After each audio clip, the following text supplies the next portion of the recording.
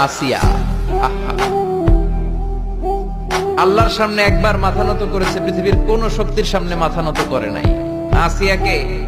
আসিয়া এবং ফেরাউনের finance minister, অর্থমন্ত্রীর বিবি লুকিয়ে কালিমা পড়েছে, সাইয়েদনা মূসা আলাইহিস সালামের উপর ঈমান এনেছে। ফেরাউন শুনে দুইজনকে ডেকে নিয়ে আসলো।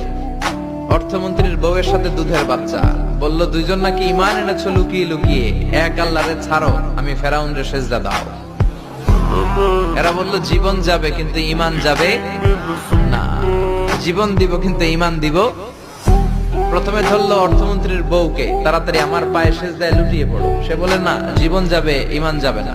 বললো তাই নাকি, দেখি তোমার ঈমানের কত পাওয়ার। জল্লাদরে বলল কড়াইয়ের ভেতরে আগুন গরম করো, তৈল গরম করো, দুধের বাচ্চাটারে টেনে নিয়ে তেলের মধ্যে ছেড়ে দাও।